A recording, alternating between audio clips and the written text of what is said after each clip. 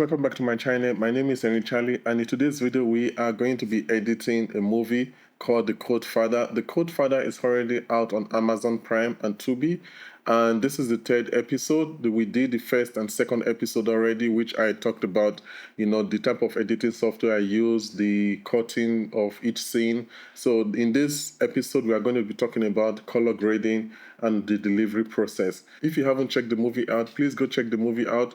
Tell me what you guys think, and let's start editing. So I'm not a professional colorist, but when I'm doing my own personal project, and I just know if the color is right, if the color is not right. But also I have a feel of colors and know how I want my footage to be or look.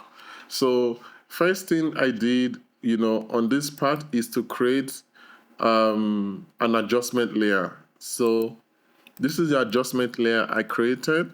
So the big thing about this movie is that I used a plugin called Dehancer.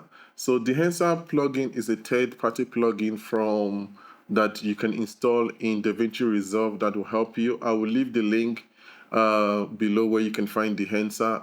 I promise you it's going to make your life so much easy. And that's what I used. Then I used the other normal colors functions on DaVinci Resolve. So let me show you. So this is the adjustment layer I just showed you guys now. So this, okay, and then the first thing I did was, you see on this part, this is a noise reduction. So I know the Sony FX30 it's not really the best in low light, except you're filming outdoor. And with the way I was filming, this particular lens is 24 millimeter f1.4. So I was literally sometimes filming on f1.4 or sometimes f1.8 on this lens. So and I know that I wanted the whole super bouquet, like nice blur background, So and when you're filming like that, you tend to, because you need more light to actually do it. But also, if you don't have more light, that's where you start getting this noise on the Sony FX30, on any kind of cameras though. So what I did, I started with the noise reduction. Okay, so this is the noise reduction. This is what I did on there. And for me this works. Okay, so if you want to do you can just play around with what works, but for me I always want to start with a noise reduction, because I know that my camera that I'm using it's not the best on low light, and I know, and I'm happy with that. Okay, also, if you are not familiar with the whole color grading on DaVinci Resolve, sometimes it can really be intimidating, because I came from Adobe Premiere. I was used to using the Lumetri. I was a fan of Adobe until one day I decided to say no, no, no, no, that is it. And I switched to DaVinci Resolve, and I never looked back. So yeah, it's quite tricky, but it's also very easy. The more you do something, the more you learn it. Okay, and if you're coming from Adobe, I know is a layer program, so you can always do your layer and just understand how you put your node. So to add a node is option S. So first thing I did was the node, and then I moved to Dehancer. So this is the Dehancer I was telling you about. Okay, this is the Dehancer I was telling you about. Like, it makes your life easy. But I'm going to show you, just having Dehancer alone doesn't really mean your work is going to be all great. But it's a step to making your work great. So you have to put your Dehancer, and there's a link in the bio that will give you maybe a 10%. You can use my promo code. It doesn't cost you anything. It's just affiliate code. So this is Dehancer. When you first put it, it's going to tell you impute your source. So you choose your camera. Okay, to tell you to choose your camera. So if maybe you've already, I shot on S-Log. So if you have maybe semi-graded work, then you can always choose Rec 709. But I would then choose, this is where I went to. I went to Sony. You just other cameras there on this Dehancer plugin, and then you go and then you choose after choosing your camera, you choose your cinema line. Which camera is it? If it's Sony, but tell me what kind of Sony cameras is it? So I chose the Sony FX30, and then the format. So this is the format I use: S-Log, Gamma 3, ISO 800. Okay.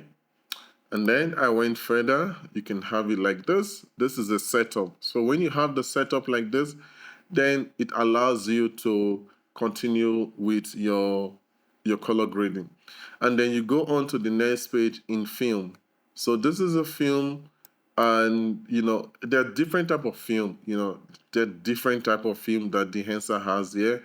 And the one I used was the Kodak Extra 100.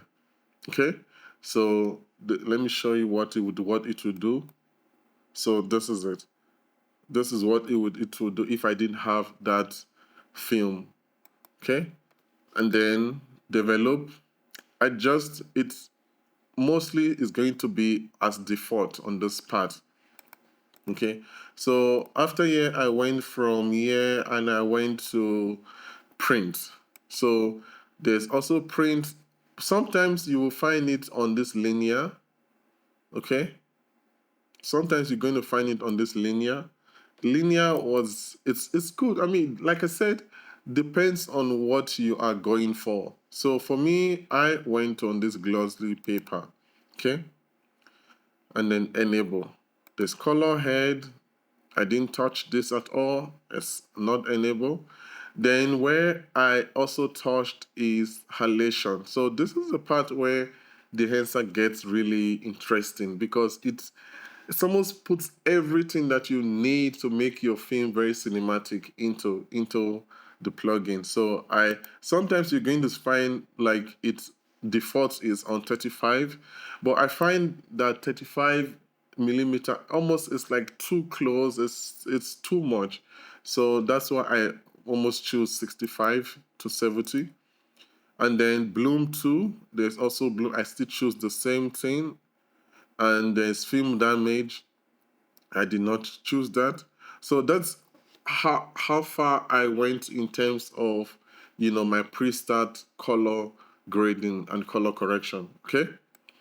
Now the next thing I did is, so you see how there's the black. There's somehow when you actually doing your color grading, you can see that the black is sometimes is just spilling out, like it's just this white. It's not real black. So I wanted to focus on that. I wanted to kill the white that is in the black. I don't know if you understand me. So I wanted to make the black black and white white. So for me to do that, I also added a new node. This is the node, and then I went here. So you see this custom curve custom. So I went to hue versus saturation. So I dragged this down. So it was initially on this part, straight line, and I just pulled it down. Okay. So if I did before and after, it's just little, but you can see his ear. You can see the ear. You know, it's almost pinkish and white, but after when I put this, you see it's blank. It's not, it removes the whole saturation on the skin, on the ear where there's white, and makes it black. Okay, so once I'm done with this part of having this clip, ready to go, then I went back to the actual clip. Okay, so this is the actual clip. And then this, I try much as possible not to put anything on the first node. Okay, it's just a thing. I feel like maybe I might remember to add something. So I just try not to put anything on the first node. So, and then I switch on this. So this second node is face refinement, okay? So I needed to obviously make the face pop out a little bit. So you can use face refinement on the effect. You can find it on the library. You just type, face. This is it. So you can use it. It's not a plugin. It comes with DaVinci Resolve, and yeah. So this is what I did. So if I do behind before and after, you'll see part of his face is dark. So, but when I put the face refinement, you can see it just brightens, complements everything. Because yes, as a cinematographer or a DP, you always want to shoot on a on a darker side, but not really. You don't have to really make it dark. When I hear people saying you have to shoot on the shadow side, yeah, but if you shoot on the shadow side, it's going to be too dark. So anyway, I just had to make it bright a little bit. So you see. Okay, so the third node I did just to make it pop, okay, just to make it pop. So this very one that I did, so I'm just going to move from, there's a reason I want to move, and then I went to this part, okay. Now, it's just me trying to do the white balance and also brighten the clip more. Okay, so I raised the whole exposure on this clip, and then I also reduce bring the shadow a little bit so it complements everything in the picture. I could easily leave it like this because it looks very nice.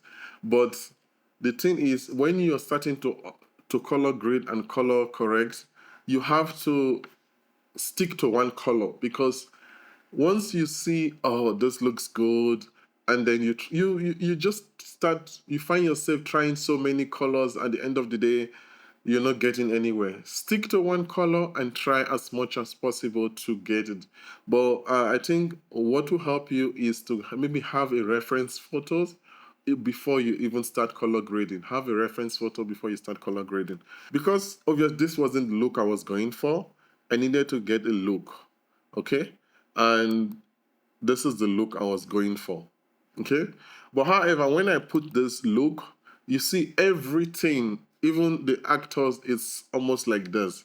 So I have to almost like separate the actors from this whole color. For me to actually make the actors pop out from the background a little bit, I needed to do that.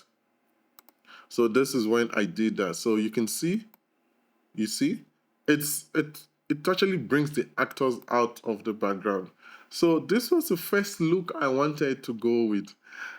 Okay, so stopping here, I wasn't really happy with it, because yes, everybody liked this look, but it kind of felt like this particular scene, it's not that cold, but it's almost like a warmish. That's where you have to take the scene, to heart. That's where you have to consider, okay, what kind of scene is this? Is it sad? Is it happy scene? Is it, because every scene different. You cannot, do color grading like a sad color to a happy marriage color, for example. So this particular footage was a struggle for me to edit, because it was night, and also I shot it on a parking lot, which had no much, there's no much light, like, and Sony FX30 is not, it's not the greatest on low light, but it's a beautiful camera. Obviously, if I had so many light, that wouldn't be a problem. So I'm not blaming the camera. The camera did not tell me to not have light on my set, so that's not what I'm saying. But it's the fact that the way I shot it, it was a little bit dark, and it was a struggle for me to edit. But I got what I wanted in terms of the look at the end. So let me show you. So this is how it was. This is how it was. This is the S-Log 3. Okay. Now, like I said, this is adjustment layer then to the actual footage. That's how I did the color grading on this. Okay. So what I'm going to, I'm just going to switch everything off so I can explain what I did.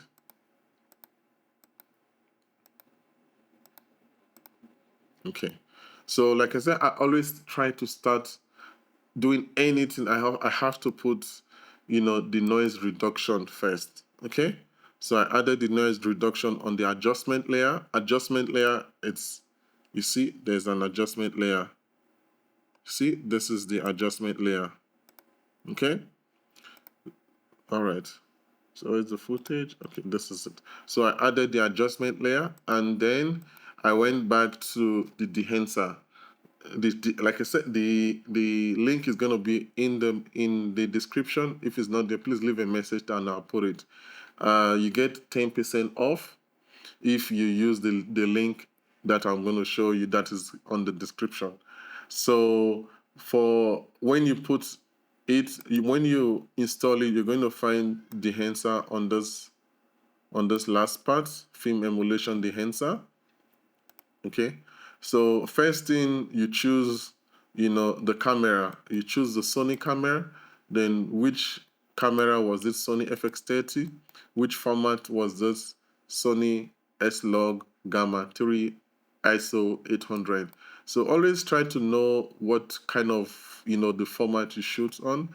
And then this is my starting base. Okay. And then I went to all the film footage was, I made sure it has one film stock, so which is Cada Extra 100 on it. So if you go in here, there's so many film you could use in Dehancer. Dehancer is just very nice. So I enable this. This is almost like a default film compression. This is also default. I just played with the, you know, this. So you see, I just played with the exposure and the black point and the white point. Okay. And then expand. Okay. So expand, I played with the white point, but most times you're going to find it almost like a default thing. Then there's the print. So the print I use is the Coda Endurance glossy paper. So you can also use the linear or any of this print. And then this color, I don't touch it at all. And what I touch is the halation and the bloom. So I think on the custom, on the default, it goes to like 35, I'm not sure. But I always try to use the 65 because it's not sharp, it's not heavy on it. So I use 65 to 70 millimeter, and then I enable this. I don't use film damage, I don't use film bread. It's kind of, it makes your computer like heavy. So, but I don't really, yeah, maybe you can find it interesting. But so far, that's what I do. Okay. And then I went to this part. So for me, again, it's just understanding that, you know, I don't want like saturation to be like mixed with black edges at all. So I did this on the curves. So you see there's loom versus saturation. So I just dragged this down. It was on straight line. I just pulled this down somewhere here. Okay. So when I have the base of my grading, now I go back to my actual footage now. So this is node workflow. So this is the first one. So first, I don't like adding anything on the first node. I don't know for just, I don't like adding anything. And then the second one is where I mostly work on. So if you just put your console on the clip, it's going to show you what I did on this clip. So I did the primarily balance, primarily offset. If you don't understand the whole DaVinci Resolve, please let me know if you want me to make a separate video just fully talking about DaVinci Resolve, and I'll make it for you guys. I just pressed Shift H. So this is me trying to correct the skin tone, and you can see I just adjust the skin tone a little bit using this primary color wheel and the qualifier and the 3D mask. So what I did is this new 3D. So this is the 3D. You click on it, and then you just maybe just draw. Okay, do you see? Just draw the part that you want the colors to go to. Okay,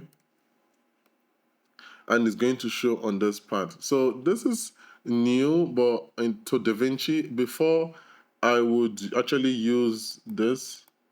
I would use this, but nah, I don't use that anymore. So I just use this, and then when I'm done with it, then I would just, adjust the skin just to meet. I'll check this part.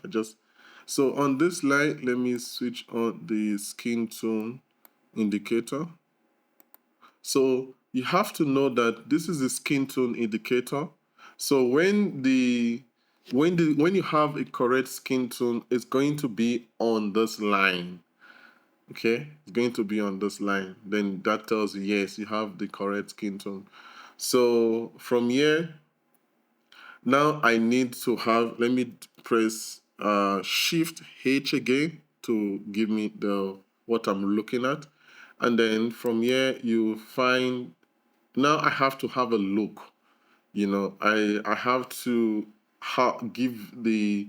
This is almost like it's okay, but it's missing something. So I click on this just to get that look, that cinematic look. But however, when I do this, you can see that it covers everywhere. It's like cover the color is just together with everything. There's no separation of the skin to the background. It's just mixed. So that's when you have this, that's when you would then have to press Option L. So you see the difference. It's off now. Now I have to separate the skin from the background. Okay, and I do this. So you see how it separates the skin. And if I don't do that, you see on this color, on this vectorscope, the line is almost going fair. It's almost going far. But when I click on this part, you see it comes back. But that doesn't mean the background retains the cinematic look that I wanted. Let's do this one. So remember, I have to go to the first one, so I can just show you guys the repeat of everything. It's just the same process that I use in everything. First thing is the adjustment layer. So let me switch off this node that I used. So now we're trying to grade this. So at the moment, this clip is the S-Log that comes from the Sony FX30. You see how dull is? Just let me show you. Look at that. Okay. So we're going to try to color grade and we're going to try to color correct and color grade this. So because the adjustment layer is long, so it's actually, it's controlling all those clips that comes after it. Okay, so I'm just going to put on the denoiser, and then I put on the dehancer. The dehancer, at the moment, this is the Dehancer Pro 720. But how you could actually still maybe update and check your profile if they've added new item on the Dehancer profile, you just click on this check profile. So it just automatically just check the profile and then add other things and just updates it. Okay, so the same thing when you go up on this side, then you choose the camera. This camera is Sony. Then the type of camera is Sony FX30. So the format is S-Log S Gamma 1 ISO 800. S-Log S Gamma ISO 800. And then this is just a default settings. I was using this for the film. So there are other films like you can choose from, but I just decided to go with this because of the look I was going for. Then the film development, this is almost like a standard default setting. Film compression, you can then, so you can decide to further balance your footage with this. You can remove black or add white or remove white. So I put it enable. The other part is this coda. You can this profile, so you can either go to linear, choose any of this profile, but the one I'm currently using is the Coda Endura glossy paper. Okay, and then we go up, and so for this, I would also, click on this blue and halation. Those are the two ones I mainly use. I think the film grain, I also use it sometimes, but I didn't want to use it for this movie because I was already trying to take out too much grain, like, because of this because of this shot, I did most of this at night, so I was just, there's grains already, but I took them out, but I just don't want to bring it back, and then it's not going to look nice. So I didn't add film grain, but I'm going to do this halation and then this bloom. Film damage, I don't want to do that. Film breadth, no. Gateway, no. So you must be mindful of the kind of computers that you have when it comes to these colors and working on this. So the last thing I would do is to actually, remove if there's a saturation, thick saturation in the black side, I need to remove that. So I will go to this curve and then look for loom. Yeah, I'll go to this loop for loom, then verse saturation. Then I drag this down, and then this is my first, thing that I normally do. Then I will then go to the clip. Where's the clip? Yeah, this is what the clip is at the moment. Before, after putting it, after doing the whole adjustment layer side. So the first thing, me, I would obviously put on I don't put any effect or any color on the first node. Then I go to the second node. Then the second node is just trying to increase the whole exposure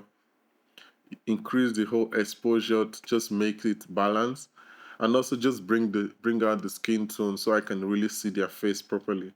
Then also, because when you're increasing the whole exposure, you also removing, you're removing the black side, the darker side. So then I put this -3 just to compensate the black areas of the footage.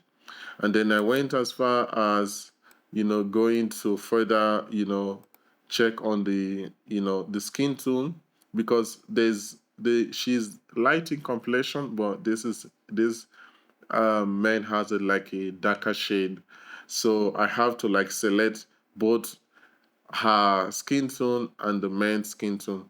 That's why, when you're selecting the skin tone, like before I would use, this qualifier HSL qualifiers to just arrange the skin tone, but it doesn't really work anymore.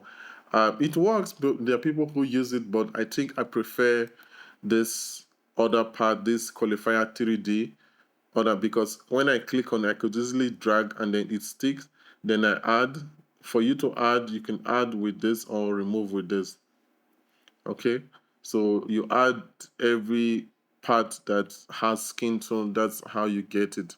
So you can also, when you're working on a color grading or color correction, you have to actually use a vertoscope, because it shows you where your skin tone is supposed to be. Okay, and then we'll switch on this. Also, I just need to, okay, now I have to have a look. So the look I was going for, this is the look I was going for. But however, if I leave it like this, you see, it's not really cool. Like, it's not really standing out. The lady, it's the it's just the look, and then the actors in the background, they're just all together. There's no separation of actors and the background, and that's not what I want. So I on Mac, I would do like Option L to get this. Okay, so this is layer. It added another layer, and then I connected this part. So I connected this one to this.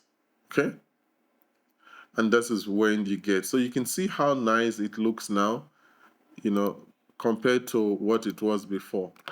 Okay, the skin tone is standing out. Everything is just as I wanted it to be. And you can see with the help of the skin tone line, it's just really sitting on the skin tone. So you see that's how I wanted it to be. It's not too much, but it's there. This is cool. And I think when you're doing color grading or color correction in any footage, it's about what you want. I see a lot of people having, like saying, "Oh, this is too much. This is no." When you're at the moment, when you're in it, if you're happy with it, you go with it. You know. So same thing I did in everything. Same thing, same thing, same thing, same thing, same thing, same thing, same thing.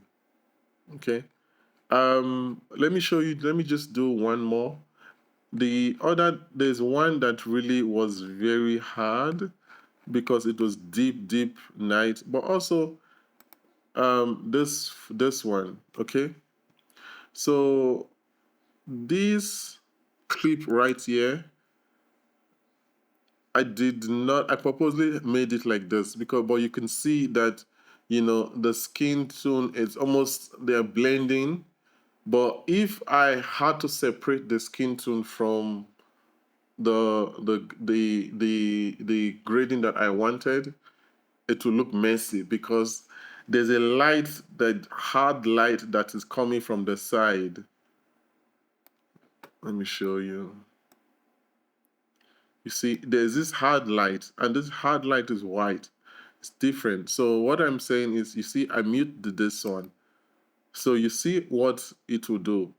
It will pop out the skin tone. The skin tone will be fine, but it will just create like a mess. So that's why I just did not want to work on I just removed it and then just made this look like this. Okay, but one of the things they wanted from me was to do like a subtitle. And obviously there's different ways of making different subtitles, but DaVinci has made it so simple that you can actually just press, just click on something and just sit back and just let it do its thing. But how it's not perfect, but it gets you to like 60%, and then you have to then finish the whole process. I'll show you now. So doing a subtitle in DaVinci Resolve for a movie is quite easy. So you go to under timeline, then you go to create subtitle audio. Okay, so you're going to get this. You're going to say, first you're going to get the language auto. It's going to ask you, do you want auto? Where do you want to go? It has, from the last time, it's even had like almost like 5, the main language, and I think it has added other language inside. So you can actually convert your English to Korean, Japan, Mandarin, Norwegian, Portuguese. That's cool. So, but however, I mean, it's not perfect, but it gets you there. So for me, I just wanted English. I go to English, and then subtitle default, and then there's teletext, and there's Netflix, subtitles. I think this is where I'm going to stop. I hope you guys enjoyed this episode. Please don't forget to like, subscribe to my channel. Like I said, the Codefather movie is currently out on Amazon and Tubi. Please go check it out. Tell me what you guys think. Hope you guys have a good day, wherever you guys are, and I'll see you in my other videos.